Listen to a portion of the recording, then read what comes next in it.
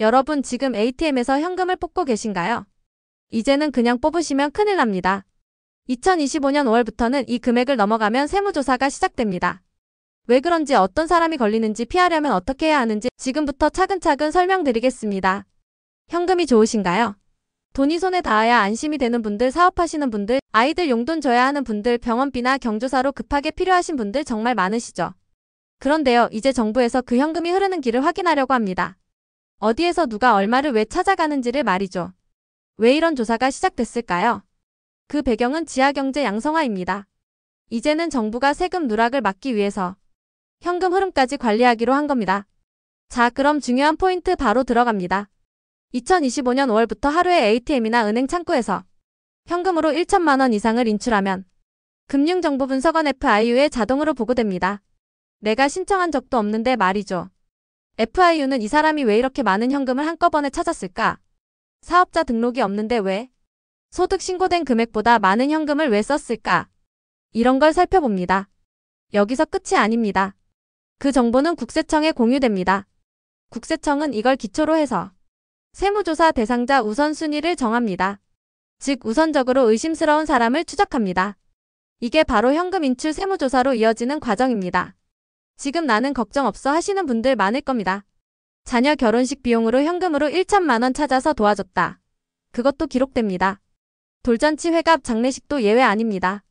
심지어 본인이 아니더라도 자녀가 찾아간 현금이 부모님 계좌에서 나왔을 경우 증여 의심이 들어갑니다. 이걸 현금 증여라고 합니다. 나는 부모 자식 간이니까 괜찮아 하시는 분들 사실 그렇지 않습니다. 성인 자녀에게 연간 1천만 원 이상 현금을 주면 증여세 대상입니다. 그리고 그 흐름이 ATM 인출 기록으로 남기 때문에 숨길 수 없게 됩니다. 자, 그럼 어떻게 해야 할까요? 간단합니다. 첫째, 1일 1천만 원 이상 인출하지 않는다.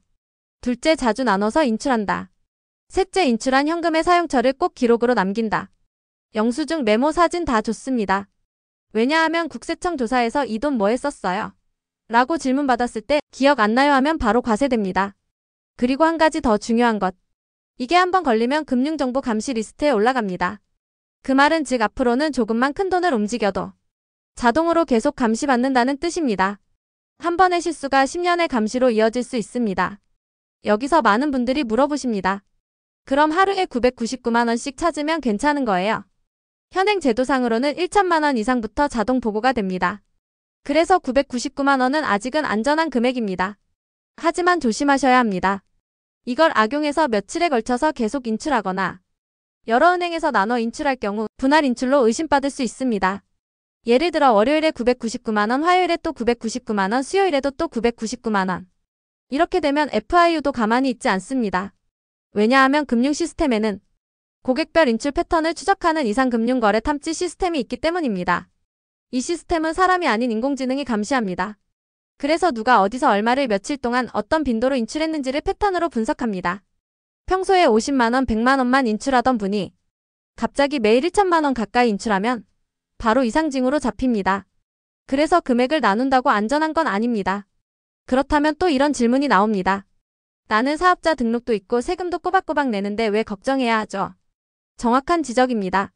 사업자라면 당연히 자금 흐름이 크고 현금을 많이 쓸 수도 있습니다. 하지만 문제는 현금 거래는 증빙이 어렵다는 겁니다. 카드 계좌이체는 기록이 남지만 현금은 어디에 썼는지 증명하기가 힘듭니다. 그래서 국세청에서는 현금 거래를 일종의 리스크 거래로 보고 있습니다. 그렇기 때문에 사업자라도 심지어 법인이어도 1천만 원 이상 현금 인출 시에는 주의가 필요합니다. 특히 다음과 같은 경우는 더 조심하셔야 합니다. 첫째, 소득 신고 금액보다 많은 현금을 인출한 경우. 둘째, 사업 목적이 아닌 개인적인 용도로 큰돈을 인출한 경우. 셋째, 다른 사람 계좌에서 갑자기 큰돈이 빠져나오는 경우. 예를 들어 남편 명의 통장에서 아내가 2천만 원을 인출했다. 그 돈이 어디로 갔는지를 증명해야 할 수도 있습니다. 또 부모님 계좌에서 자녀 결혼 비용으로 3천만 원을 뽑았다. 그 돈이 부담부 증여인지 아닌지 국세청이 따져보게 됩니다. 여기서 말하는 부담부 증여는 뭐냐면 돈을 준 건 맞는데 그걸 다시 갚아야 하는 조건이면 그건 단순 증여가 아니라 채무거래로 볼 수도 있다는 의미입니다. 이처럼 현금 인출 하나가 의도치 않게 세법 위반으로 이어질 수 있는 시대입니다. 그럼 이제 현실적으로 어떻게 행동해야 할지 정리해드리겠습니다. 불필요한 현금 인출을 줄이세요. 가능한 한카드나 계좌이체로 사용하세요. 부득이하게 현금을 인출해야 할 경우 날짜, 용도, 금액을 명확히 기록하세요. 수첩, 문자, 사진, 증빙자료 다 좋습니다. 가족 간 큰돈이 오갈 땐 세무사 상담을 받는 게 안전합니다. 그냥 줬다가는 증여세 폭탄 맞을 수 있습니다.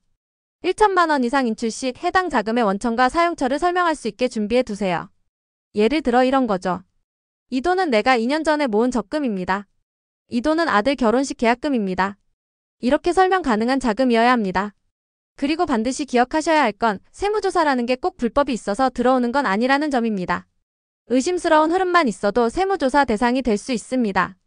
국세청 입장에서는 확인하고 문제가 없으면 넘기면 되지만 우리 입장에서는 조사 한번 받는 게 정신적, 시간적, 재정적으로 큰 부담입니다. 따라서 예방이 가장 중요합니다. 현금을 사용할 때는 항상 이게 누가 봐도 이상하지 않을까? 라는 시선으로 생각해 보세요. 여기서 또 한 가지 중요한 사실이 있습니다. 바로 현금 입금도 예외는 아니라는 점입니다. 지금까지는 ATM에서 인출할 때만 말씀드렸지만 이제는 ATM에 넣는 돈, 즉 현금 입금도 보고 대상이 될 수 있습니다. 예를 들어 갑자기 누군가의 통장에 1천만 원 이상의 현금이 입금되었다. 이것도 역시 FIU의 관심 대상입니다. 왜냐하면 이 돈이 누가 준 돈인지 어디서 생긴 돈인지 알 수 없기 때문입니다. 특히 다른 사람의 계좌에 입금하거나 가족 간에 현금을 주고받는 경우 탈세 목적이 아닌지 의심받을 수 있습니다. 여러분은 이렇게 생각하실 수 있습니다. 우리 애가 사업하는데 내가 좀 도와줬을 뿐이야. 나중에 다시 받을 거니까 그냥 빌려준 거야. 하지만 국세청은 이렇게 보지 않습니다. 현금의 흐름이 명확하게 설명되지 않으면 그건 증여나 탈세로 의심할 수 있는 충분한 이유가 됩니다. 따라서 자녀에게 현금을 도와줄 일이 생기더라도 반드시 계좌이체로 하고 차용증이나 증여계약서 같은 문서를 남겨놓는 게 안전합니다.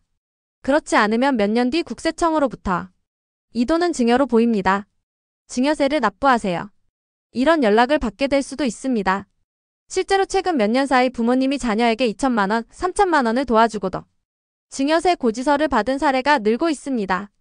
이제는 현금 주고받는 것도 기록이 남는다는 사실을 꼭 기억하셔야 합니다. 그리고 또 하나 중요한 점은 현금으로 부동산 계약금을 지급하는 경우입니다. 여러분 중에는 아파트나 상가 계약금을 현금으로 치르셨던 분들도 계실 겁니다.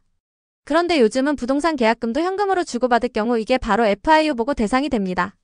왜냐하면 부동산 계약서에 있는 금액과 실제로 입금된 금액이 다를 경우 다운계약서나 탈세를 의심하기 때문입니다. 예를 들어 계약서에는 1억 원이라 적혀 있는데 실제로는 1억 5천만 원이 현금으로 주고받았다는 정황이 있을 경우 바로 국세청의 조사가 시작됩니다. 그만큼 이제는 현금 사용 자체가 전보다 훨씬 위험해졌다고 볼 수 있습니다. 그렇다면 앞으로 우리가 할 수 있는 일은 뭘까요? 다시 한번 정리해드리겠습니다. 첫째, 현금 인출은 최대한 분산해서 목적이 있을 때만 하세요. 괜히 미리 뽑아놨다가 잊어버리면 증빙이 어려워집니다. 둘째, 가족 간 돈거래는 꼭 기록을 남기세요. 자녀에게 줬다면 증여계약서, 빌려준 거라면 차용증을 남기셔야 합니다. 셋째, 자영업자나 사업자는 현금 거래 대신 계좌 이체 중심으로 관리하세요. 나중에 세무조사를 받더라도 증빙이 훨씬 쉬워집니다. 넷째, 은행에서 큰돈을 인출하거나 입금할 때는 직원에게 목적을 설명하고 영수증을 꼭 챙기세요. 은행 시스템에도 메모가 남기 때문에 나중에 소명할 수 있습니다. 마지막으로 말씀드리고 싶은 건 정부 정책은 계속 변한다는 점입니다. 이번 FIU 보고 강화도 사실 몇 년 전부터 조금씩 확대되던 정책이 이제는 전면화된 것입니다.